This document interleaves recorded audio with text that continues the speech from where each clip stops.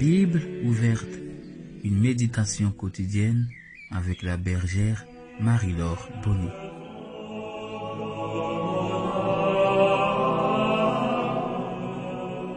Shalom, shalom, chers frères et sœurs, chers fils et filles de l'Alliance. Nous commençons ce matin notre série de méditations par le livre du prophète Habakkuk. Au nom du Père et du Fils et du Saint-Esprit. Amen. Seigneur, nous te bénissons pour ce temps que nous passons dans ta présence autour de ta parole. Le psalmiste dit, ta parole est une lampe à mes pieds et une lumière sur mon chantier. Que ta parole de ce jour nous éclaire, que nos cœurs soient disposés à te recevoir. Que l'état de notre cœur soit la bonne terre, afin que ta parole pénètre en nous, qu'elle nous rejoigne, toi, la parole vivante, que la méditation de cette parole, Seigneur, nous rapproche de toi et nous donne de mieux te connaître, Père. Nous te le demandons au nom de notre Seigneur Jésus-Christ et par l'intercession de notre Mère, la Vierge Marie. Amen. Je propose donc que nous commencions notre méditation par la lecture du livre du prophète Habakkuk. Habakkuk chapitre 1, versets 1 à 4. Message que Dieu a révélé au prophète Habakkuk. Jusqu'à quand, Seigneur, vais-je t'appeler au secours sans que tu m'écoutes? Et vais-je crier à la violence sans que tu nous en délivres? Pourquoi me fais-tu voir tant d'injustice? Comment peux-tu accepter d'être spectateur du malheur? Autour de moi, je ne vois qu'oppression et violence. Partout éclatent des procès et des querelles.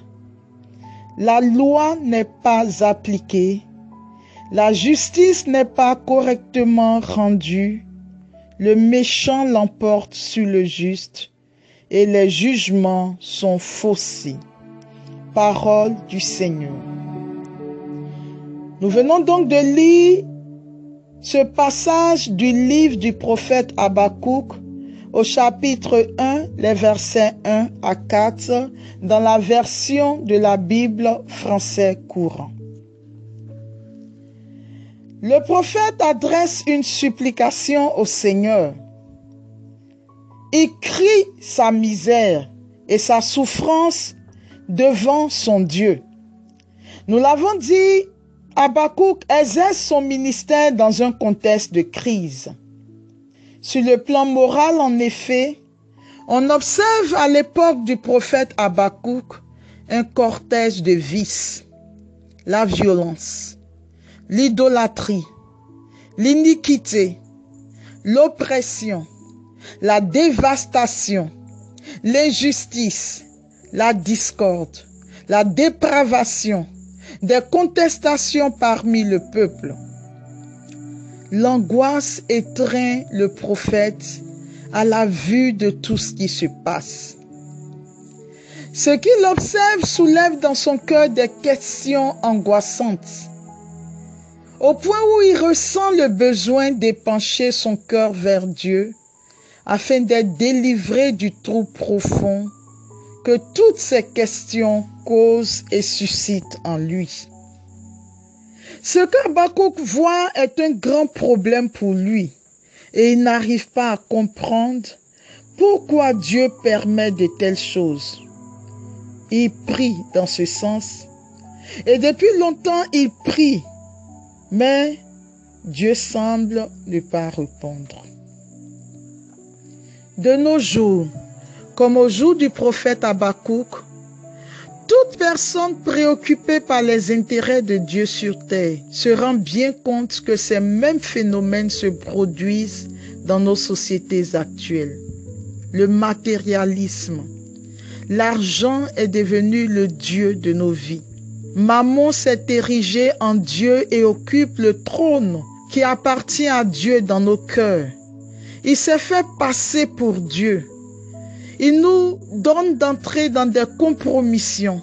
L'argent, le matérialisme est devenu notre référence, est devenu notre critère de jugement et de valeur, est devenu le point sur lequel nous nous appuyons pour porter une appréciation sur une situation ou sur telle ou telle personne.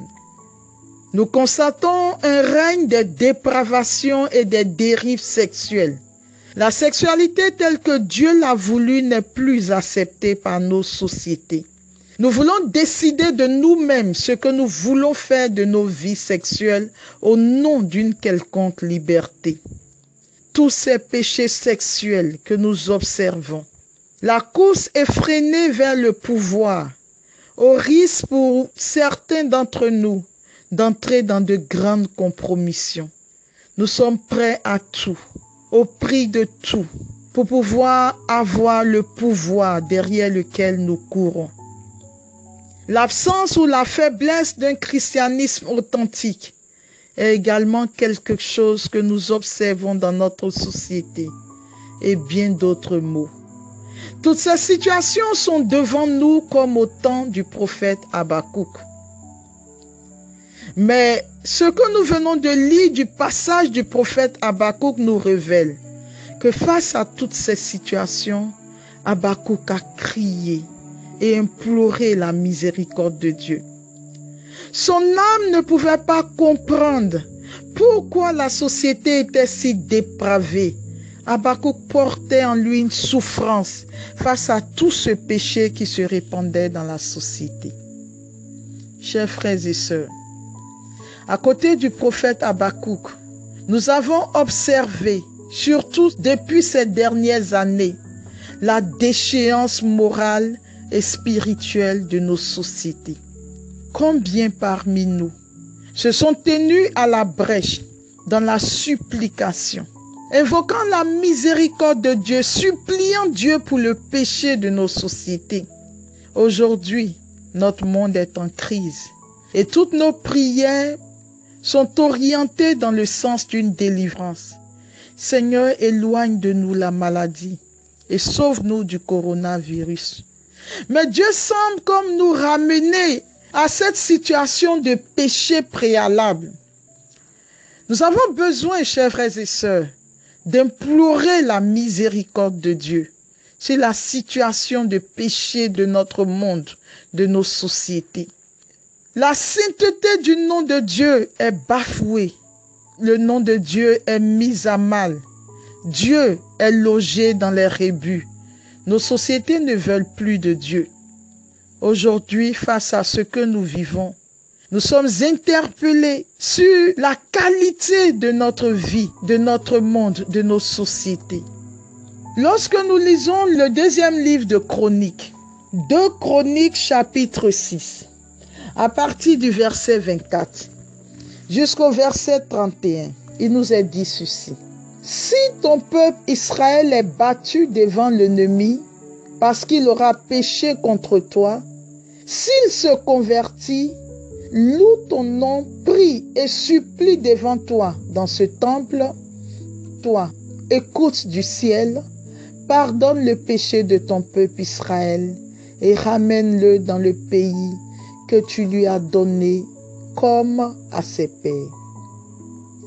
Quand le ciel sera fermé et qu'il n'y aura pas de pluie, parce qu'ils auront péché contre toi, s'ils prient en ces lieux, loue ton nom, se répandent de leurs péchés, parce que tu les auras humiliés.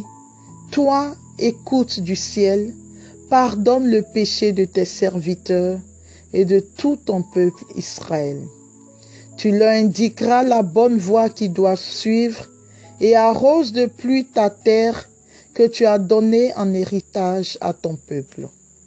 Quand le pays subira la famine, la peste, la rouille ou la nielle, la maladie, quand surviendront les sauterelles ou les criquets, quand l'ennemi de ce peuple assiégera l'une de ses portes, quand il y aura n'importe quel fléau ou n'importe quelle épidémie, quelle que soit la prière ou la supplication, qu'elle soit d'un homme quelconque ou de tout Israël ton peuple, si l'on éprouve peine et douleur, Et si l'on tend les mains vers ce temple, toi, écoute du ciel où tu résides, pardonne et rends à chaque homme selon sa conduite, puisque tu connais son cœur.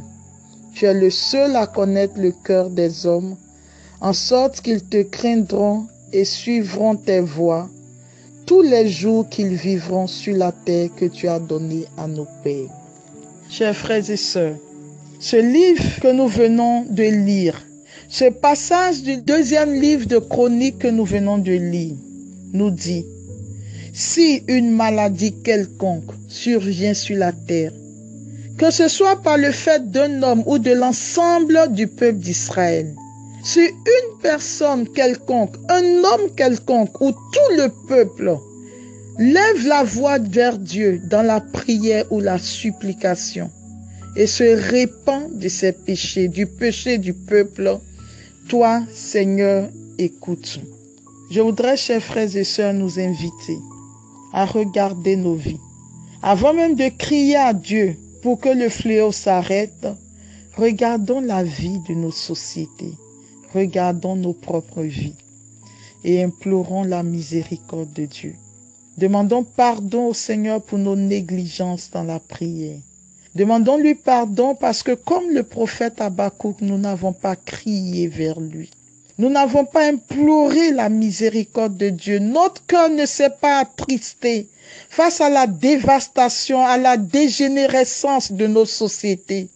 Nous n'avons pas eu mal parce que le péché galopait dans nos sociétés. Chers frères et sœurs, comme exercice spirituel après ce bref temps de méditation, je voudrais inviter chacun à entrer en lui-même. Nous allons chacun, où que nous soyons, envoyer sur cette plateforme tous les péchés que nous aurons identifiés autour de nous. Chacun pourra écrire ce qu'il a pu observer comme péché, comme structure de péché. Veillons simplement à ne pas reprendre les mêmes péchés que les autres auront identifiés. Et nous allons rassembler tous ces péchés sur cette plateforme. Et dans un élan de solidarité comme une seule personne, nous allons présenter toutes nos offenses au Seigneur, implorer sa miséricorde. C'est dans la mesure où nous demandons pardon à Dieu, où nous le supplions, c'est dans cette mesure que le Seigneur pourra, dans sa grande miséricorde et son amour pour nous, arrêter la main de l'ennemi en œuvre dans nos sociétés et dans notre monde d'aujourd'hui. Demandons la grâce à Dieu de nous donner un cœur qui saigne face au péché. Demandons une grâce réelle de contrition véritable de nos cœurs face au péché. Que Dieu nous garde, que Dieu nous bénisse. Que Dieu nous garde, que Dieu veille sur nous. Que sa faveur repose sur nos vies. Maintenant, chacun pourra rentrer en lui et faire parvenir sur cette plateforme tous les péchés cachés, personnels ou collectifs, cachés ou connus de nos vies, de nos sociétés, de notre monde. Et nous allons présenter tout cela au Seigneur comme une seule personne en guise de pardon. Que Dieu vous bénisse. Vous venez de suivre la Bible ouverte, une méditation quotidienne avec la bergère Marie-Laure Bonny.